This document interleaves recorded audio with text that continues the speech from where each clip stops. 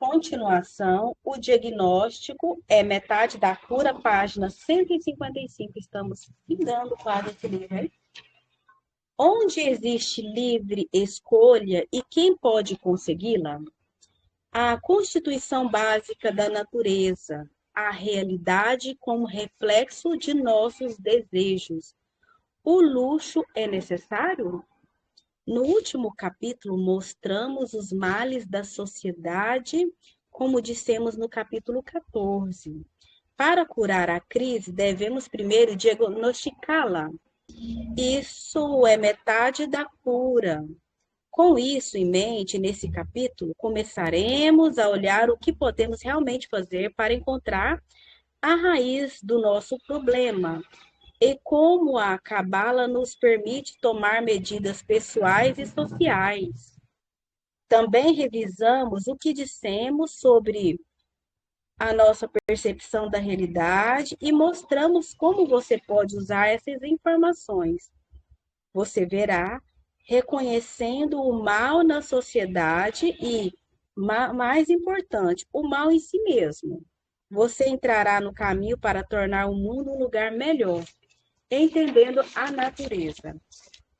Como é bastante evidente nos dias de hoje, o nosso mundo está à beira de uma catástrofe de proporção gigantesca. Para entender a origem da crise, vamos analisar os fundamentos. Então, a origem da crise tem a ver com os fundamentos da própria natureza. Comecemos com a natureza humana, vista do ponto de vista da Cabala. Dar ou não dar? Em toda a natureza, somente os seres humanos se relacionam entre si, com intenção maliciosas. Nenhuma outra criatura prejudica, degrada ou explora as demais criaturas. Diverte-se com a opressão ou desfruta da aflição dos outros. O uso egoísta dos desejos humanos com a intenção de promover a custo dos outros, levar um desequilíbrio perigoso com o mundo à nossa volta. O egoísmo humano é a única força destrutiva com a capacidade de destruir a própria natureza. O perigo para o mundo continuará até que mudemos nossa abordagem egoísta em relação à sociedade. O egoísmo, de uma parte leva à morte de todo, do todo. O egoísmo, de uma parte, leva à morte do todo. Observe do ponto de vista biológico. Se a célula de um organismo vive, começa a se relacionar egoisticamente com outra célula. Ela torna cancerígena, tal célula começa a consumir a célula vizinha, sem ter consciência delas e das necessidades do organismo como um todo. A célula se divide e se multiplica-se livremente. Finalmente, extingue o corpo todo, inclusive ela mesma. O mesmo aplica ao egoísmo humano em relação à natureza. Enquanto egoísmo humano se desenvolver por si mesmo, separado do resto da natureza e não como uma parte integrante dela, levará tudo à extinção, inclusive ele mesmo. A célula só pode existir, desenvolver-se e multiplicar-se, interagindo uma com a outra, como um todo. Esta interação altruísta age em todos os seres, até mesmo no corpo humano. Com exceção da mente humana, o Criador nos deu a liberdade dela de escolha para que percebamos de forma plena a necessidade do altruísmo e para que mantenhamos esta lei abrangente da natureza de forma voluntária ou não. A melhor coisa que você pode fazer em relação às enfermidades do mundo é mudar a si mesmo. Entretanto, antes de nos dirigirmos naquela direção, precisamos dar uma última olhada no desejo humano para esclarecer como o desenvolvimento do nosso desejo não apenas é parte do problema, como também da solução. Para mim é menos para você. Com exceção dos seres humanos, toda a natureza consome somente aquilo que precisa para seu sustento.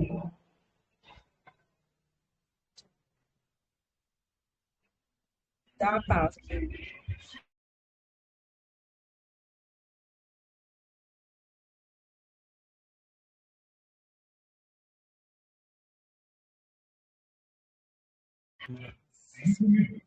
Tá esperando o carro de som passar, tá? Peraí, deixa eu ver se eu perdi até onde eu parei. Vou voltar.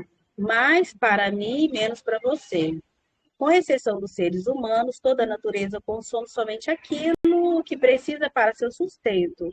Os seres humanos almejam mais comida, sexo, né? E conforto físico do que precisam para viver.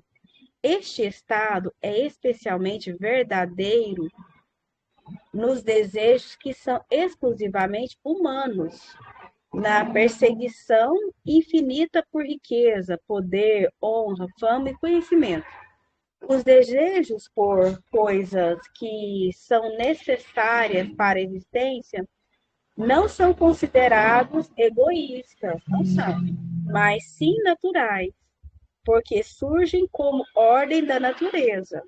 Estes desejos estão presentes no inanimado, vegetativo e animado, e também nos humanos. Somente aqueles desejos humanos que excedem o que é necessário para a existência são o egoísmo, tá? Então, isso aqui é o que é o verdadeiro egoísmo, né? São os desejos que excedem, né? Além do fato de que os desejos humanos crescem espontaneamente, espontan... não, exponencialmente, tá? Eles incorporam o prazer por humilhar outras pessoas ou por vê-las sofrerem. Estes desejos são, inclusive, exclusivos da natureza humana e são o verdadeiro egoísmo, né? Isso que nós estamos vendo acontecer hoje. Nós o experimentamos através de nossas conexões com os outros. E é por isso que o único modo de corrigir nossos desejos é trabalharmos neles e com outras pessoas, como foi discutido no capítulo 11. Nossa contínua submissão àqueles desejos não, deixa eu ler de novo, isso aqui está errado. Nossa contínua submissão àqueles desejos indica que não completamos nossa evolução, né? Porém, todos os desejos podem ser considerados altruístas ou egoístas, dependendo da finalidade com que são utilizados, né? E vem a intenção, né? Acontece que o desenvolvimento dos desejos produz tanto o progresso quanto a crise, a necessidade do luxo. Abra seu refrigerador e veja o que está lá. Você encontrará comida de vários países e o que estes países produzem chega até eles de vários outros países. Olhe para suas roupas, seus sapatos, eles também vêm do mundo inteiro. Você precisa ter tudo isso? A resposta é dupla. Não precisamos ter tudo isso. Se o que queremos é sobreviver, mas se queremos ter uma vida que podemos chamar de vida, a resposta definitivamente é sim. Além disso, não podemos controlar a evolução dos nossos desejos, porque eles são determinados pelas Hashimoto. Isso significa que aquele dentro de nós, olha que lindo, né? Aquele dentro de nós que já querem mais do que é necessário para sobreviver, não pode simplesmente suprir seus desejos, mesmo que tentemos e tenhamos sucesso durante algum tempo. Esses desejos ressurgirão e provavelmente de uma maneira muito mais difícil de controlar. Para a maioria de nós, ter tudo aquilo nos refrigeradores, armários, garagem é uma necessidade, não um luxo. Isso será ainda mais assim nos próximos anos, porque nossos desejos continuam crescendo. Na verdade, se você pensar sobre finalidade da criação e lembrar que a meta final é adquirir o pensamento do Criador, então o que queremos agora parece bastante pequeno em comparação a ela. O que importa é que o nosso atual desejo de receber é grande demais para nos contentarmos em prover nosso sustento. Nós queremos muito mais do que isso. Queremos carro, aviões, queremos ver o mundo, queremos tirar férias em resorts, queremos assistir TV. Portanto, não temos escolha. O único modo de ter grandes prazeres é ter grandes desejos por eles. Agora, façamos outra pergunta. O que há de errado em querer tudo isso? A quem estou ferindo ao querer ir a Havaí para uma férias de luxo? Não significa que eles sejam maus, somente que não me dão o prazer verdadeiro e duradouro. E quando eles acabam, eu fico 2 vezes mais vazio do que antes. Como é bem conhecido nos meios de comunicação, a globalização nos forçou a vermos o mundo como um todo, interdependente. Pode parecer uma banalidade dizer que estamos todos conectados, mas banal não é verdade. Também é verdade que muitas das desgraças do mundo se desenvolveram devido à interconexão das sociedades. Da mesma forma se desenvolverão as soluções.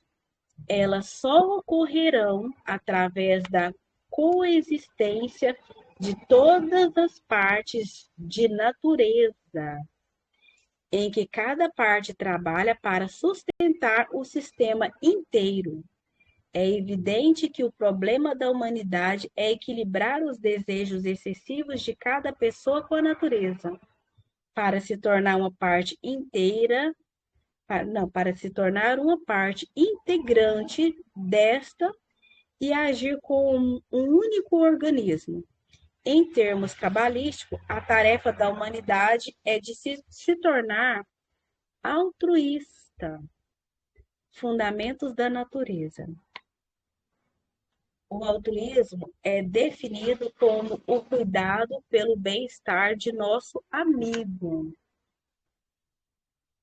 Pesquisar sobre altruísmo, olha que lindo, hein? Que maravilha. Então, pesquisar sobre altruísmo revelam que ele não somente existe na natureza, como é a própria base para a existência de toda a vida.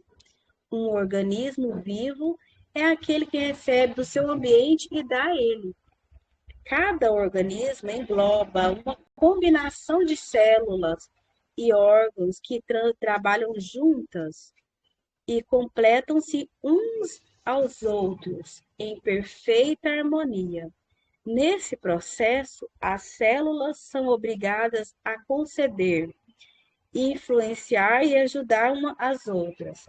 A lei da integração entre as células e os órgãos, conforme o princípio altruísta de um por todos, age em todo o organismo vivo. De modo oposto, diferentes elementos naturais, como plantas e animais, são compostas por diferentes medidas de um desejo, a ser preenchido com poder, vitalidade e prazer. A intensidade deste desejo cria vários níveis de natureza: inanimado, vegetativo, animado e humano.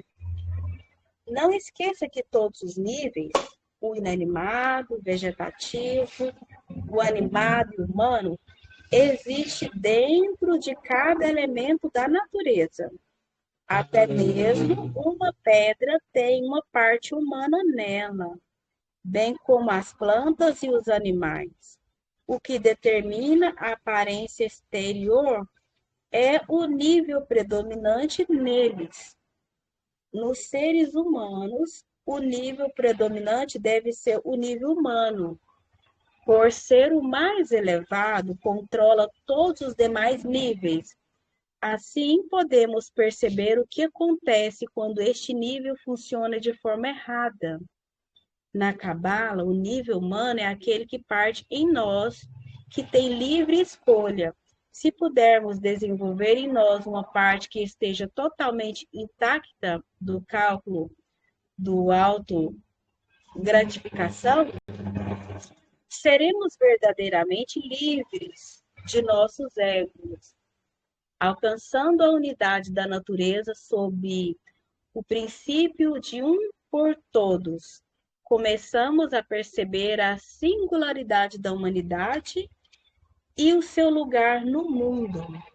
A peculiaridade dos seres humanos comparada ao resto da natureza reside no poder e na natureza dos desejos humanos e na evolução contínua deste.